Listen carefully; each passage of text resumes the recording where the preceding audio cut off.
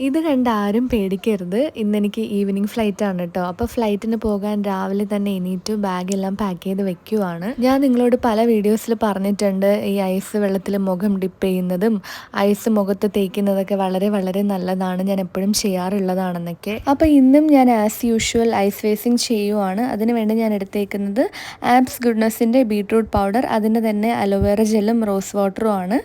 ഇത് മൂന്നും കൂടി നല്ലോണം മിക്സ് ചെയ്തതിന് ശേഷം നമ്മുടെ ഐസ് ട്രേയിൽ വെച്ചിട്ട് ഫ്രിഡ്ജിൽ വെച്ച് ഐസ് ക്യൂബ് ആക്കിയിട്ടാണ് ഞാൻ മുഖത്ത് തേക്കാറ്.